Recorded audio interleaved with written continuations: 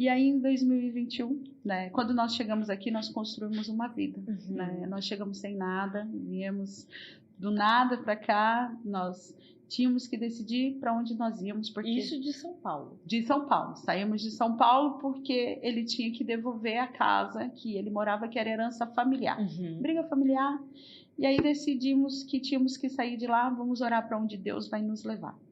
Daí ele falou, eu falei, vamos para Floripa? Ele, você é doida? Como que a gente vai para Florianópolis? Eu falei, vamos fazer um propósito. Mas já conheciam aqui? Não. A gente veio passar 4 dias aqui, em abril, essas férias de Páscoa, sabe? Férias não, esse feriado prolongado de Páscoa. Nós passamos 4 dias aqui e amamos a cidade. Daí vamos para Florianópolis. Mas como que a gente vai? Não tem ninguém lá, não tem casa, não tem trabalho. Vamos fazer um propósito. Daí ele disse para mim, para a gente ir para lá, eu teria que ser mandado embora. E eu não vou ser mandado embora, nunca dei serviço.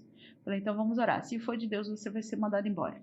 No dia seguinte, ele chegou, você não vai acreditar. Eu fui mandado embora. Falei, então vamos orar agora. Meu Deus abrir a porta lá. Se é pra gente ir, Deus vai abrir a porta lá. Deus vai preparar alguma coisa. Exatamente. Deus vai abrir, seja uma casa, alguma coisa Deus vai preparar pra gente ir pra lá. Porque o seguro, na nossa mente, ele tinha um seguro, ia nos bancar até ele conseguir um trabalho. No dia seguinte, exatamente, eram umas 4 horas da tarde, o telefone tocou, uma pessoa querendo falar com a minha sogra.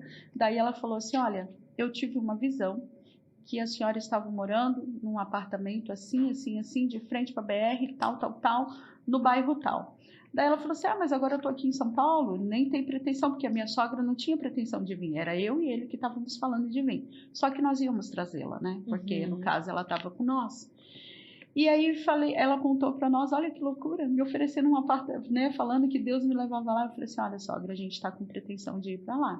Eu vejo isso como um sinal de Deus e é para a senhora ir com a gente. Então vamos orar, que se for de Deus essa revelação, vai abrir a porta lá desse jeito que ela está falando. Pois passou 45 minutos, o telefone tocou. Deus faz assim, tudo com a prova. Com detalhes. Com detalhes. Deus é detalhista, por isso que eu falo, sabe? A gente quando orar, a gente tem que ser detalhista na nossa oração. Isso, exatamente. Tem intencional. Exatamente. O Senhor, ele é intencional e ele trabalha desta forma. E ali, passou 45 minutos, uma outra pessoa ligou e falou assim, olha, Maria do Carmo, eu não sei porque eu senti de Deus de te falar que o proprietário do apartamento de cima do meu, ele vai entregar o apartamento por um preço super baratinho e ele queria que eu indicasse alguém. Né? Ele não quer vender, mas ele queria que fosse alguém indicado por mim. Eu pensei na senhora, vai que a senhora quer voltar. Daí ela falou, eu quero, hoje eu estava orando com a minha nora sobre isso. E aí ali a gente viu a confirmação. Foram Deus 3. Que abre e fecha as portas. E chegamos aqui, o Senhor, sabe, passamos muitos momentos desafiadores. Foram muitos momentos desafiadores, porém, logo após os desafios, após as lutas, sempre vem a bonança, né? Nós construímos uma história aqui. Nós abrimos uma empresa, consolidamos essa empresa, adquirimos muitas coisas com essa empresa e estávamos vindo num fluxo muito bom, né? Estava tudo assim, se encaminhando, estava tudo certo assim para nós, né? Estávamos já na Mais de Cristo, estávamos já congregando ali. Em janeiro de 2021 nós fomos ungidos a evangelista. Hoje as pessoas elas me chamam de pastora, mas a última unção que eu tive foi de evangelista. Antes era missionária mesmo, foi de evangelista junto com ele. Foi bem no dia do meu aniversário, dia 18. Que legal. Dia 18 de janeiro, ali na sede fomos ungidos. E aí em julho, ele infelizmente, né, com todo aquele foco do Covid, ele foi contaminado pelo Covid. E aí ele descobriu no dia 22 de julho que ele estava com Covid, tinha ido passar as férias no Pantanal. E aí eu falei para ele, não volta, vai para o médico, veja como que tá, confirma isso daí. Foi confirmado, diagnosticado, e já estava tão evoluído que eles internaram ele, decidiram internar lá no Mato Grosso.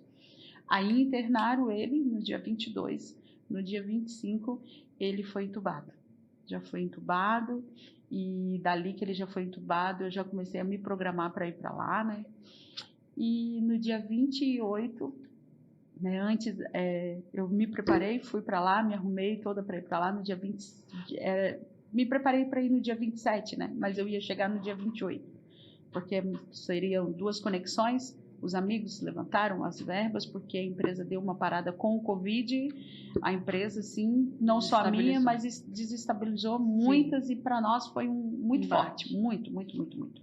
O Covid realmente foi terrível para a nossa empresa. E ali decidi, e eu falei para Deus, eu fiz uma oração. Era meia-noite quando eu comecei a oração, e terminei a 1h em ponto, e eu disse para Deus, Deus, eu estou indo para lá, porém eu vou colocar as mãos sobre o meu esposo e eu vou fazer uma oração. Tua palavra diz, o Senhor me disse quando eu tinha 7 anos de idade, que tudo que eu pedisse crendo o Senhor ia me dar. E por mais que o Senhor já tenha me mostrado em visão que ele morreria, eu não aceito, Pai. Eu vou pôr a mão sobre ele, eu vou profetizar sobre a vida dele, que o Senhor devolva a vida dele, que ele seja curado. Por inúmeras pessoas o Senhor tem me usado na cura, e eu sei que se eu chegar lá e ele tiver vida, se tiver algum restígio de vida nele, eu vou profetizar a cura, e eu vou trazer meu marido curado. Aí eu cheguei lá no dia 28, 12h30, e eu recebi a notícia de que ele já tinha falecido a 1h20 da manhã. Daí eu perguntei, né? Porque a 1h da manhã eu fiz essa oração, mas eu falei, Pai, essa é a minha vontade, mas todavia faça a tua. Porque o Senhor sabe que o meu projeto de vida sempre foi viver a tua vontade. E aí eu perguntei o horário que ele veio a óbito, eles falaram, a 1h em ponto, deu a primeira parada cardíaca, a primeira parada respiratória. E aí depois foram as seguidas, nós tentamos reanimar, mas não teve jeito. Então em 6 dias o Senhor o arrancou da terra. Né? Quando eu cheguei, eu disse, se tiver vida, eu vou orar. Mas não, e ainda assim eu quis insistir, né? Eu falei, não, eu vou olhar, e Senhor, porque, eu não sei se você já viu, é até chato de falar sobre isso, mas às vezes a gente olha uma pessoa que morreu e parece que ela está serena, tranquila, que ainda está ali, que está só dormindo. E eu falei, se eu ver que tem algum restígio de vida, eu vou pôr a mão e o Senhor vai ressuscitar, Pai. Eu quero só ter certeza que ainda existe o meu marido ali. E aí eu pedi para ver, depois de 4, 5 horas me deixaram ver, e eu vi, não era meu esposo mais. E quando eu vi, já não era mais o rosto dele, não era mais ele, não, sabe, não tinha mais nada ali do espírito, não tinha mais nada dele, e eu entendi que era o plano do Senhor realmente levá-lo. E ali eu entreguei e falei, Pai, o Senhor sabe de todas as coisas, está doendo, doeu muito, parecia que eu estava, meu Deus, flutuando, que eu tinha levado inúmeras anestesias, porque eu precisei resolver tudo para trazer o corpo dele para cá. Então, se eu não tivesse ido, ele ia ser enterrado como indigente. Meu Deus. Porque naquela época do Covid, eles estavam com Covid, era em 1h no máximo, tinha que enterrar. Foi bem na época do auge do Covid, que muitas pessoas estavam sendo entubadas e indo a óbito, que não tinha mais cemitério, não tinha vaga mais para ninguém. E eu falei, não, ele não vai ser enterrado desse jeito, eu sei que não existe mais vida aqui, mas pelo menos o pessoal que ama ele, sim, né, honra, a família, né? Tem que se despedir, seja do corpo ou não, tem que se despedir. E aí a gente consegui trazer, o primo dele me ajudou muito, né, o Luciano, incrível, um doutor, ele foi para lá para cuidar dele também. E também acabou não conseguindo, enfim. Daí eu trouxe ele. Trouxemos, que foi a dor mais insuportável que uma mulher pode viver. Porque eu tinha dito aos meus filhos, eu falei para eles, eu estou indo, mas eu vou voltar com o pai. Eu não sei como, né? Eu falei para eles, eu não sei como, se vai ser vivo, se vai ser morto, mas eu vou trazer ele junto comigo. Não sei quando que eu volto, mas eu vou voltar com ele. E não deu nem 24 horas. Meu Deus. E eu voltei com ele no caixão. E foi bem doloroso, bem difícil. Todos nós tivemos, cada um, eu digo que cada um com essa perca teve uma experiência e um tratar de Deus, né? Uma visitação. Ela mesma teve uma visita incrível, incrível. O próprio Jesus a consolou, a visitou, e ela, através dessa visitação que o Senhor a fez pessoalmente, ela conseguiu consolar todos nós, sabe? E foi o que nos deu força. E ali eu falei, Deus, eu não posso me prostrar. Eu não posso, tá doendo, tá machucado, tá doendo muito, né? Sim. Foram 17 anos de casados, 20 anos de relacionamento, meu único homem, né? E assim, eu digo que a gente teve muitos altos e baixos, né? Como todo casal. Nenhum casamento é 100% feliz, gente. Não existe contos de fada. Felizes para sempre, né? Verdade. Parece que não passou por mais nada. Nós sabíamos, sim, que fomos feitos um para o outro. E isso é o que mantinha o nosso casamento vivo.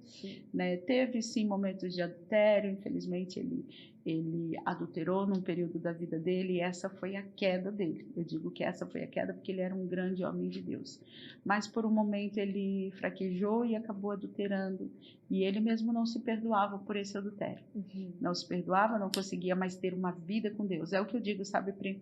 Existem duas coisas assim, muito parecidas e muito similares na vida do homem, que é o remorso e o arrependimento. Sim. O remorso ele vai produzir as mesmas emoções que o arrependimento. Ele vai produzir a dor, ele vai produzir a aflição, ele vai produzir a vergonha. Mas o remorso, ele causa algo na vida do homem, ele afasta o homem de Deus. O homem, ele se sente inapto, ele não se sente mais digno de se aproximar e não se sente mais digno do perdão e do amor de Deus. Sim. Ele acha que Deus não o perdoa mais. E o meu marido, ele carregou esse remorso por muito tempo. Ficou com essa âncora, né? Um peso. Muitos anos. E até que eu disse para o Senhor, né?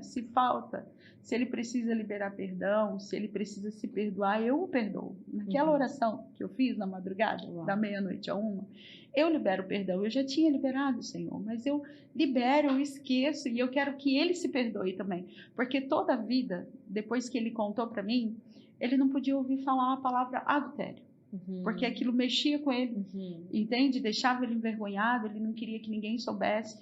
O arrependimento, ele é diferente. Quando a pessoa adultera, ela sabe que ela errou, mas aquele arrependimento, ele é genuíno, ele aproxima ela de Deus, porque ela entende que Deus, ele é perdoador, ele perdoa os nossos pecados e ele apaga os nossos pecados. Sim. E aquele pecado que você cometeu, ele serve como um testemunho. Exatamente. E o meu esposo, infelizmente, ele não entendeu isso.